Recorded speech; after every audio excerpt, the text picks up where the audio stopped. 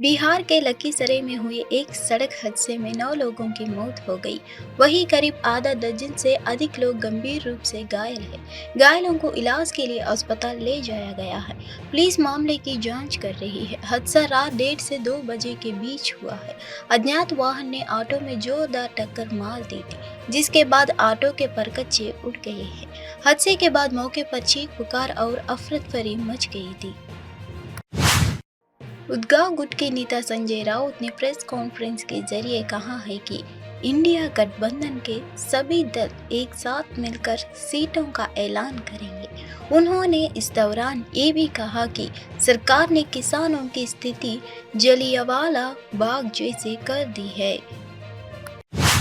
किसान नेता और संयुक्त समाज मोर्चा पार्टी के अध्यक्ष बलबीर सिंह राजेवाल ने 21 फरवरी यानी आज दिल्ली की ओर मार्च कर रहे किसानों से विरोध शांतिपूर्ण रखने की अपील की। उन्होंने कहा कि यह लड़ाई विरोध को शांतिपूर्ण रखकर ही जीती जाएगी। जब से हम दिल्ली से लौटे हैं तब से संयुक्त किसान मोर्चा द्वारा किसानों का विरोध प्रदर्शन जारी है। फिलहाल हम राज्य के सभी बीजेपी नेताओं के आवास के बाहर विरोध प्रदर्शन कर रहे हैं। 3 दिनों के लिए टोल प्लाजा भी मुक्त है। मैं दिल्ली की ओर मार्च कर रहे किसान समूहों से अनुरोध करता हूं कि वे विरोध के शांतिपूर्ण रखें। अगर आप विरोध शांतिपूर्ण रखेंगे तो आपकी जीत होगी। यदि आप हिंसक हो जाते हैं तो आप जीत नहीं सकते। यह अच्छी बात है कि सरकार की कोशिशों के बाद भी किसान भड़क नहीं रहे। विशेष रूप से बलबीर सिंह राजेवाल 3 कृषि कानूनों के खिलाफ पहले किसानों के विरोध के दौरान प्रमुख शख्सियतों के से एक था, जिन्हें केंद्र सरकार द्वारा पेश किया गया था और बाद में वापस ले लिया गया था। ऐसे है किसान आंदोलन एक्चुअली तो जब दिल्ली से आए उसके बाद लगातार ये जारी है एसकेएम की तरफ से। तो हम हर रोज कोई ना कोई प्रोग्राम देते रहते हैं। इस वक्त तो सारे देश में बीजेपी के एनडीए के जितने एमपीज हैं, पंजाब में जितने बीजेपी के लीडर्स हैं, right from BJP district presidents to the state level leader, उन सबके घरों के सामने धरने दे रखे हैं हमने इस आंदोलन के बारे में, ये अपनी मांगों के लिए। और अभी 3 दिन के लिए टोल प्लाजे भी फ्री किए हुए हैं सारे पंजाब में, और ऐसे ही दूसरी स्टेट में भी कार्यक्रम चल रहा है। लेकिन यहाँ दो जथेबंदियों ने जो हमारी डिमांड्स हैं उन पे ही एक आंदोलन शुरू किया हुआ है। और उस पर मैं सिर्फ इतना कहना चाहूँगा कि वहाँ प्रधानमंत्री मोदी ने 21 फरवरी यानी आज दिल्ली के हैदराबाद हाउस में अपने ग्रीक समकक्ष क्यारिकोस मित्सोटाकिस से मुलाकात की। उन्होंने द्विपक्षीय बैठक की क्योंकि मित्सोटाकिस भारत की 2 दिवसीय राजकीय यात्रा पर है।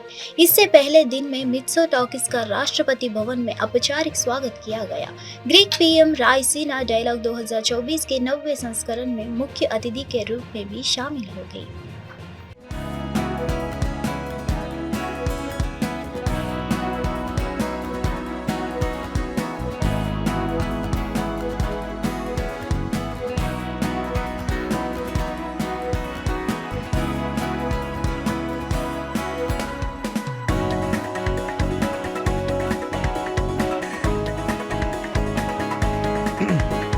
आप देख रहे हैं सीधी तस्वीरें हैदराबाद हाउस से, यहाँ पर ब्रिज के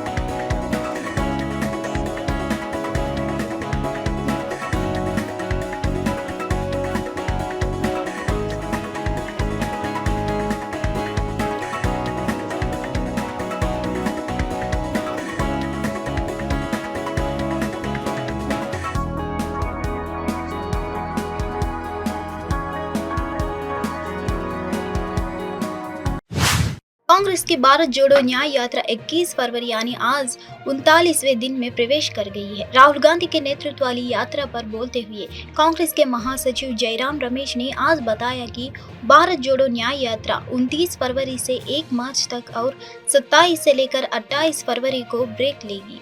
राहुल गांधी कैम्ब्रिज यूनिवर्सिटी जाएंगे और 5 मार्च को यात्रा फिर से शुरू होगी। उन्होंने कहा 26 फरवरी से 1 मार्च तक ब्रेक रहेगा, क्योंकि दिल्ली में चुनाव को लेकर कई अहम बैठकें हैं और यह राहुल गांधी के लिए जरूरी है। वहां उपस्थित होना 27 से लेकर 28 फरवरी को राहुल गांधी कैम्ब्रिज यूनिवर्सिटी जाएंगे। वह वहां 2 व्याख्यान देंगे। हम 2 मार्च से यात्रा फिर से शुरू करेंगे और 5 मार्च को राहुल गांधी महाकालेश्वर मंदिर जाएंगे। 20वां दिन है भारत जोड़ो न्याय यात्रा का और आज सुबह हम उन्नाव से होकर कानपुर तक जा रहे हैं। 12 बजे तक पब्लिक एड्रेस होगा राहुल जी का उन्नाव में और आज दोपहर को भारत जोड़ो न्याय यात्रा नहीं होगा। कल 22 और परसों 23 विश्राम का दिन है। 24 को सुबह मुरादाबाद से हम फिर शुरू करेंगे। मुरादाबाद, संभल, हाथरस और आगरा होते हुए 25 तारीख की रात को हम धौलपुर पहुंचेंगे। धौलपुर में हम रेस्ट करेंगे और 26, 27, 28, 29 और 1 मार्च को भारत जोड़ो न्याय यात्रा नहीं होगा। 2 तारीख से हम फिर से मध्य प्रदेश में शुरू करेंगे। मुरैना, ग्वालियर, गुना, शिवपुरी, शाजापुर और उज्जैन।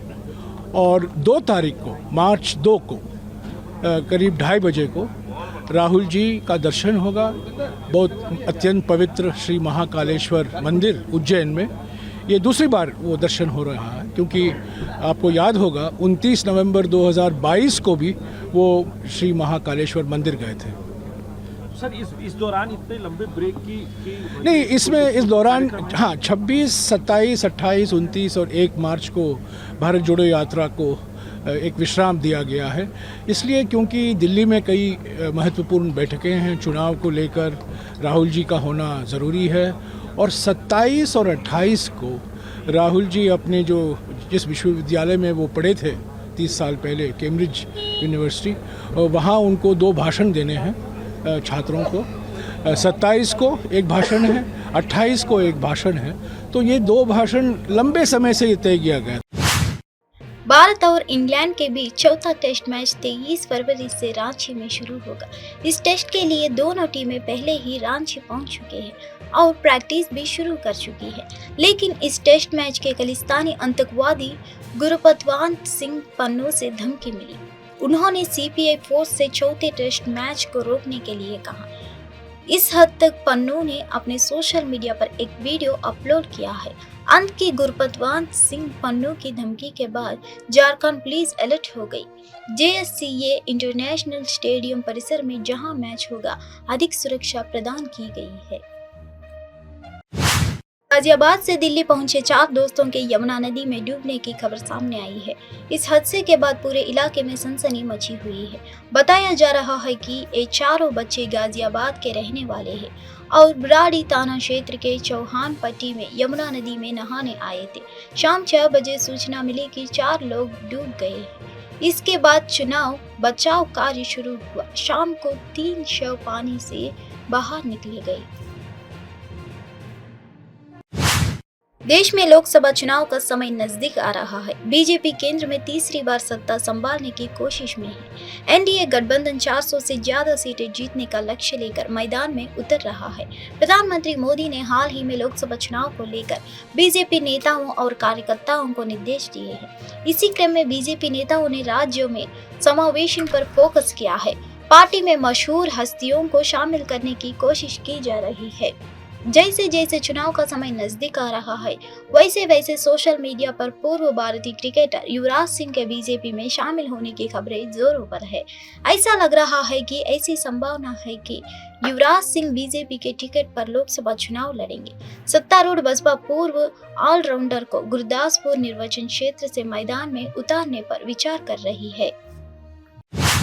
किसान नेता सरवन सिंह पंदेर ने 21 फरवरी यानी आज पंजाब हरियाणा के शंभू बॉर्डर पर प्रेस कॉन्फ्रेंस की। चूंकि सरकार के प्रतिनिधियों और किसानों के बीच बैठकों का कोई निष्कर्ष नहीं निकला, इसलिए किसानों ने दिल्ली तक अपना विरोध मार्च जारी रखने का फैसला किया। पंदेर ने कहा कि किसान नहीं चाहते कि ऐसा कुछ हो जिससे देश को दुखद तस्वीरें देखनी पड़े। उन्होंने यह भी कहा कि वे हमला नहीं करेंगे और शांतिपूर्ण ढंग से अपना विरोध जारी रखेंगे। प्रधानमंत्री को आगे आना चाहिए और हमारी मांगों को स्वीकार करना चाहिए। 1.5 से लेकर 2 लाख करोड़ रुपए कोई बड़ी रकम नहीं है। हमें इन बदलावों को हटाकर दिल्ली की ओर मार्च करने की अनुमति दी जानी चाहिए। हम नहीं चाहते कि ऐसा कुछ हो जहां देश को देखना पड़े दुखद तस्वीरें। सरवन सिंह ने कहा, हम हमला नहीं करेंगे और शांतिपूर्वक विरोध जारी रखेंगे। यहाँ एक एक माँ का एक एक बेटा है। हम अपनी ओर से बिल्कुल पीसफुली रहेंगे, पर जो हमने देखा कि केंद्र अर्धसैनिक फोर्सों के द्वारा किसान और मजदूर की आज खून की होली खेलेगा। हम कहते हैं आपका दायित्व बनता है, हमने भी प्रधानमंत्री बनाने के लिए वोट डाली होगी, दी होगी। ये देश सभी का है, प्रधानमंत्री सभी के हैं। उनको आगे आके परिस्थितियों को संभालना चाहिए और हमारी मांगे मान लेनी चाहिए। 1.5-2 लाख करोड़ रुपया ज्यादा बड़ी रकम नहीं है। इसके ऊपर 60% किसान निर्भर कर रहे हैं। खेत मजदूर जोड़ लें तो देश की 80% आबादी बनती है। तो हमारी पूरा प्रयास है कि पीसफुली रहेंगे, अथवा अगर केंद्र को ऐसा लगता है अभी मांग मानने में कोई उसे दुचित्ती आ रही है, तो हम कहते हैं प्रधानमंत्री जी, संविधान की रक्षा करना आपका दायित्व है। ग्रीस के प्रधानमंत्री किरियाकोस मित्सोटाकिस ने 21 फरवरी यानी आज दिल्ली के राजघाट पर पुष्पांजलि अर्पित की। वीडियो में वह अपनी पत्नी मरेवा ग्रुबास्की के साथ नजर आ रहे थे। वह 21 से लेकर 22 फरवरी तक भारत की राजकीय यात्रा पर है। का कार्यक्रम है, इस लिहाज से रस्मी स्वागत के बाद वो बाबू की समाधि पर श्रद्धा सुमन अर्पित करने के लिए राजघाट पहुंचे हैं। तस्वीरें सीधे राजघाट से, जहां पर ग्रीस के प्रधानमंत्री को हम देख रहे हैं। दोनों देश, अगर बात की जाए तो विभिन्न बहुपक्षीय मंचों पर हमने देखा कि एक निकट सहयोग के साथ काम करते हुए नजर आ रहे हैं, और साथ ही साथ कैसे आर्थिक विकास को बढ़ावा देने की प्रतिबद्धता के साथ दोनों देश सुरक्षा और रक्षा में और समुद्री क्षेत्र में सहयोग पर आधारित कैसे अर्थव्यवस्थाओं को आगे लेकर जाना है, उसको लेकर भी प्रतिबद्ध है। साथ ही हमने ये भी देखा कि किस तरह से ये यात्रा इसलिए भी महत्वपूर्ण मानी जा रही है क्योंकि ग्रीस के पीरियड बंदरगाह को कनेक्टिविटी और व्यापार बढ़ाने के लिए, जो भारत का मध्य पूर्व यूरोप आर्थिक गलियारा है, उसके एक संभावित केंद्र के रूप में देखा जा रहा है, जिसका जिक्र अभी कुछ देर पहले विदेश मंत्री एस जयशंकर भी कर रहे थे। IMEC यानी इस तरह के और गलियारों की जरूरत है